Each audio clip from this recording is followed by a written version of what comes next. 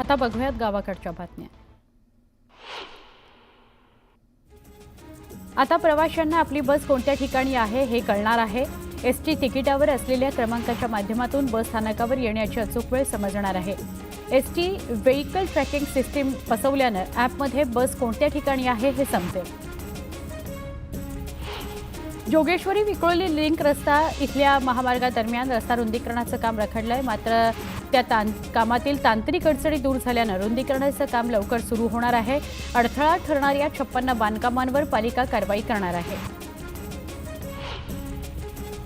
म्हाडाची 31 जानेवारीला निघणारी कोकण विभागातील घरांची सोडत पुन्हा लांबणीवर गेली आहे। कोकण विभागामध्ये 2264 घरांसाठी काढली जाणारी लॉटरी आता पुढे ढकलण्यात आली आहे। पवई इथं जोगेश्वरी विक्रोळी जोडरस्ता पुलाजवळ तानसा जलवाहिनीला पहाटे मोठी गळती लागल्याने या जलवाहिनीचा पाणीपुरवठा तात्काळ बंद करण्यात आला आहे। मात्र यामुळे एस विभाग भांडूप, के पूर्व अंधेरी, जी उत्तर धारावी आणि एच पूर्व वांद्रे या भागात पाणीपुरवठा विस्कळीत झाला आहे। पुणे नाशिक द्रुतगती रेल्वे प्रकल्पाचा निर्धारित मार्ग बदलण्यावरून पुणे नाशिक आणि अहिल्यानगर इथल्या लोकप्रतिनिधींमध्ये नाराजी आहे। खोडद इथल्या दुर्बीण प्रकल्पाला धक्का न लावता सध्या आहे त्याच मार्गावर हा प्रकल्प साकारला जावा असं लोकप्रतिनिधींचं म्हणणं आहे। बालाजीनगर मेट्रो स्थानकाबाबत कुठलाच निर्णय घेण्यात आलेला नाही। त्या पार्श्वभूमीवर बालाजीनगर आणि नव्यानं सहकारनगर बिबवेवाडी या स्थानकांबाबत व्यवहार्यता तपासून 5 स्थानकांबाबतचा प्रस्ताव तयार करण्याच्या सूचना नगरविकास राज्यमंत्री माधुरी मिसाळ यांनी पुणे मेट्रो स्टेशन प्रशासनाला दिल्या आहेत।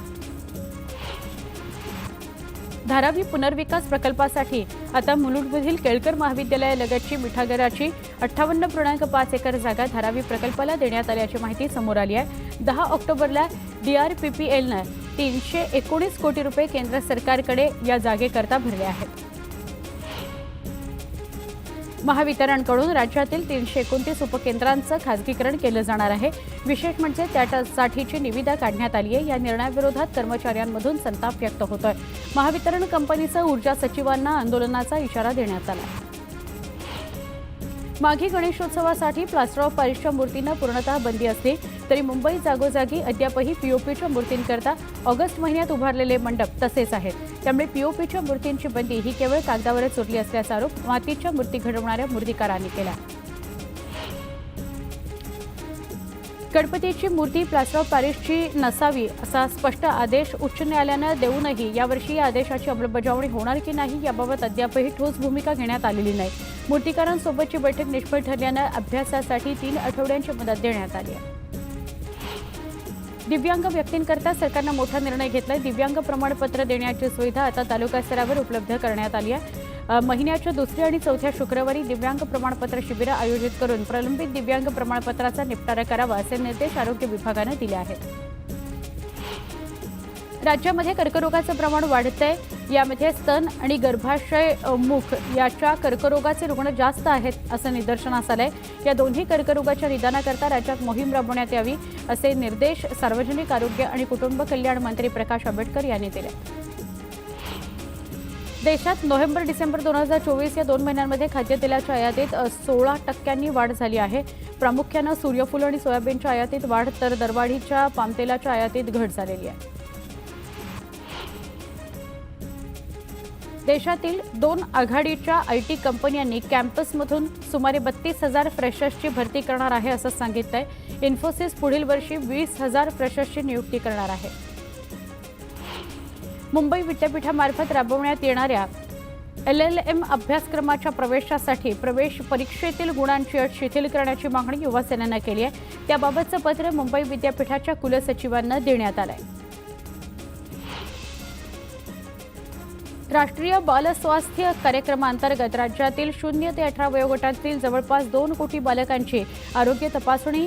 यामध्ये 2164 मुलांचे हृदय आजारी असल्याचं निष्पन्न झाले। त्यांच्यावर शस्त्रक्रिया झाल्या आहेत।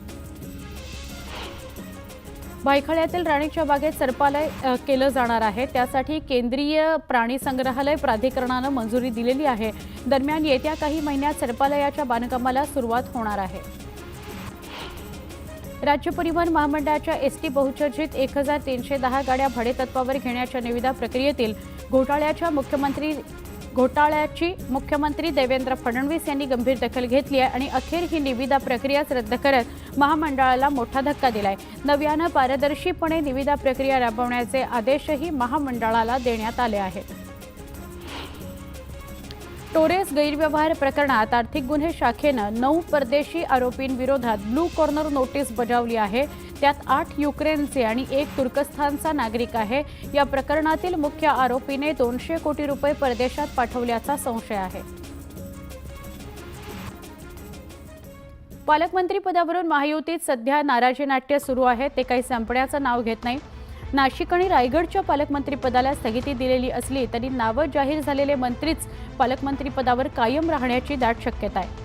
दुसरीकडे आधी मंत्रीपद आणि आता पालकमंत्रीपदावरून युतीत रंगलेल्या वादावरून विरोधकांनी टोलेबाजी केली।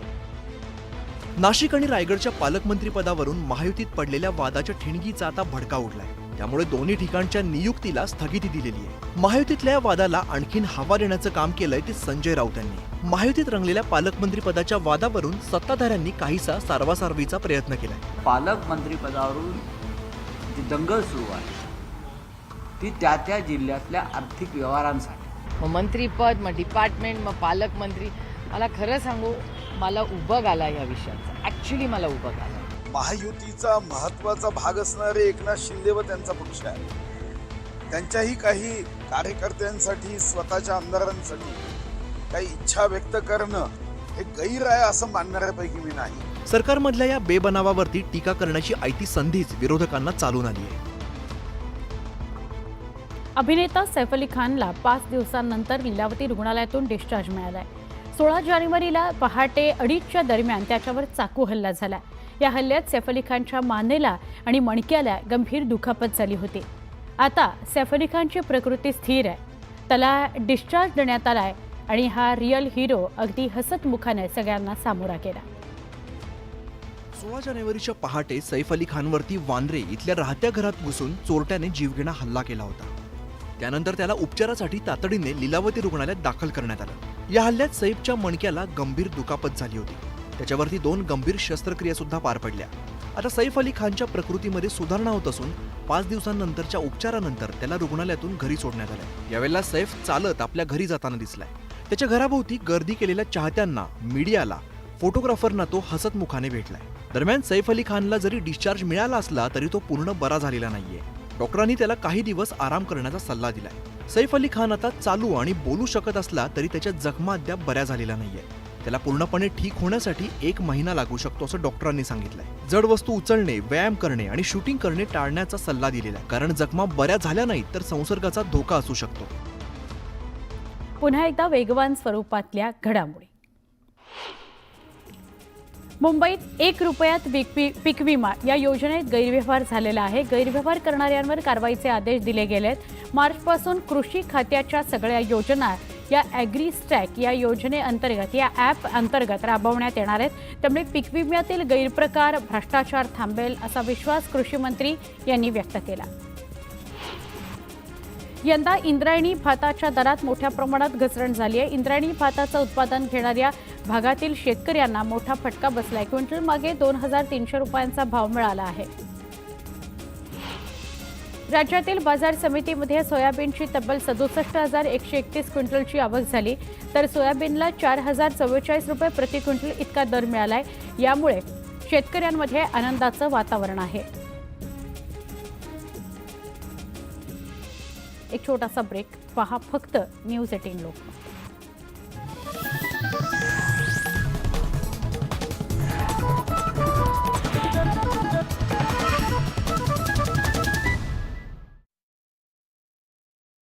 आता परत एकदा गावाकडच्या घडामोडी वेगवान स्वरूपात। राज्याचे माहिती तंत्रज्ञान आणि सांस्कृतिक कार्यमंत्री आशिष शेलार यांनी विठ्ठल रुक्मिणी मातेचं दर्शन घेतलं। यावेळी मंदिर समितीकडून त्यांचे विठुरायाची मूर्ती देऊन सत्कार करण्यात आला। उरणमध्ये बर्ड फ्लूमुळे मोठ्या प्रमाणात नुकसान झाले। 2 दिवसात 1237 कोंबड्या नष्ट करण्यात आल्यात। त्यामुळे बाधित 43 शेतकऱ्यांना नुकसान भरपाई मिळणार असल्याची माहिती आहे। रायगड तालुक्यातील उरणमध्ये बर्ड फ्लूचा धोका वाढलाय। त्यामुळे पशुवैद्यकीय अधिकाऱ्यांनी हजारो कोंबड्या आणि अंडी नष्ट केली आहेत, तर तब्बल 3 आठवडे चिकनची दुकानं बंद राहणार आहेत. आंबेगावातील भीमाशंकर सहकारी साखर कारखान्याला राज्यातील साखर उद्योगातील अग्रेसर संस्था वसंतदादा शुगर इन्स्टिट्यूटचा सर्वोत्कृष्ट ऊस विकास पुरस्कार जाहीर झालाय. गाळप हंगामामध्ये साखर उद्योगात उल्लेखनीय कामगिरी केल्याबद्दल त्यांचा गौरव करण्यात आलाय. पंतप्रधान नरेंद्र मोदी महाकुंभ मेळ्यात जाणार आहेत. 5 फेब्रुवारीला पंतप्रधान मोदी महाकुंभमध्ये जाणार आहेत. तिथे पवित्र स्नानही करणार आहेत. ईडीसारख्या केंद्रीय तपास यंत्रणांनी कायद्याच्या चौकटीत राहून काम करण्याची वेळ आली आहे. कायदा हातात घेऊन नागरिकांची छळवणूक करणं थांबवा असे खडे बोल सुनावण्यात आले. उच्च न्यायालयानं ईडीला 1 लाख रुपयांचा दंड ठोठावला. यंदा राज्याच्या अर्थसंकल्पात कठोर निर्णय घ्यावे लागतील. गेल्या वर्षी निवडणुकांमुळे हात सैल सोडला होता, आता तसं होणार नाही असं वक्तव्य उपमुख्यमंत्री आणि अर्थमंत्री अजित पवार यांनी म्हटलंय. तर राज्यावरील कर्जाचा बोजा वाढल्यामुळे आर्थिक दुष्परिणाम होत असल्याचं ते म्हणाले. विधानसभा निवडणुकीनंतर प्रथमच मनसेचे प्रमुख राज ठाकरे उद्यापासून पुन्हा एकदा मैदानात उतरत आहेत. नाशिकमध्ये 3 दिवस ते मुक्कामी आहेत. आगामी महापालिका निवडणुकीच्या संदर्भात कार्यकर्त्यांना सूचना करतील. मनी लॉन्ड्रिंग प्रकरणामध्ये सर्वोच्च न्यायालयानं छगन भुजबळ यांना दिलासा दिलाय. सुप्रीम कोर्टानं ईडीची याचिका फेटाळल्यानं छगन भुजबळांना दिलासा मिळाला. 1 रुपयाचा पीक विमा ही योजना रद्द करण्याचा विचार सुरू असल्याच्या मुद्द्यावरून बच्चू कडूंनी सरकारवर जोरदार टीका केली. अशा प्रकारे शेतकऱ्यांची फसवणूक करण्यास सरकारला लाज वाटत नाही का, असा सवाल कडूंनी केला. सैफ अली खानवरील हल्ल्यानंतर त्याला डिस्चार्ज देण्यात आला. यावेळी पोलिसांच्या सुरक्षेत तो त्याच्या घरी सुखरूप पोहोचला. पुढे देखील त्याच्यासाठी नवीन सिक्युरिटी टीम नियुक्त करण्यात आली आहे. 24 तास ही टीम सैफच्या घरी सुरक्षा ठेवणार आहे. ठाण्यातून वेल माशाची उलटी पोलिसांनी जप्त केली आहे. तब्बल 5 कोटींची 5 किलो 48 ग्रॅम उलटी पोलिसांनी जप्त करत तस्करांना बेड्या ठोकल्या. महायुतीत रायगड आणि नाशिकच्या पालकमंत्रीपदावरून कुरघोडीचं राजकारण रंगलंय. रायगडमधील शिवसेना आमदारांनी आणि मुंबईत येऊन जोरदार शक्तीप्रदर्शन केलं. गोगावलेंना पालकमंत्री करण्याची मागणी जोर धरण्यात आली. आता या तिढ्यावर महायुतीचे नेते काय निर्णय घेतात हे बघायचं. भरत गोगावले आणि दादा भुसे यांना त्यांच्या जिल्ह्यात पालकमंत्री पदापासून दूर ठेवल्याने त्यांच्या समर्थकांनी मोठी नाराजी व्यक्त केली. शिवसेनेचे नेते उपमुख्यमंत्री एकनाथ शिंदे यांच्या मुंबईतील घरासमोर गोगावले समर्थकांनी शक्ती प्रदर्शन केलं. गोगावलेंना रायगडचं पालकमंत्री करा अशी मागणी कार्यकर्त्यांनी केली. तर दुसरीकडे दादा भुसे यांनाच नाशिकचं पालकमंत्री करा अशी मागणी शिवसेना पदाधिकाऱ्यांनी केली. जिल्ह्याच्या विकासात दादा भुसे यांचा मोठा वाटा असल्याचा दावा शिवसेनेच्या पदाधिकाऱ्यांनी केला. आम्हाला पूर्णपणे विश्वास आहे की शिंदेसाहेब आणि फडणवीस साहेब रायगडच्या बाबतीत योग्य तो निर्णय घेतील व भरत शेठ यांना रायगडचे पालकमंत्री केलं जाईल असा आत्मविश्वास आम्हा सगळ्यांना आहे. ते सगळे एकत्रितपणाने बसून निर्णय घेतील. माझं म्हणणं एवढंच आहे की आम्ही सुसंस्कृत आहोत. आघाडीच्या राजकारणात, युतीच्या राजकारणामध्ये सर्वांच्या मनासारखे होईल अशातला काय भाग नाही. रायगड आणि नाशिकच्या पालकमंत्री पदाचा हा तिढा महायुतीचे नेते कसे सोडवतात याची उत्सुकता आहे. छत्रपती संभाजीनगरात संजय शिरसाट आणि अब्दुल सत्तार या शिंदेंच्या 2 शिलेदारांमध्ये झोंपली आपापसात. पालकमंत्री पदावर 5 वर्ष आपणच राहणार असं म्हणत शिरसाटांनी अब्दुल सत्तारांना डिवचलं.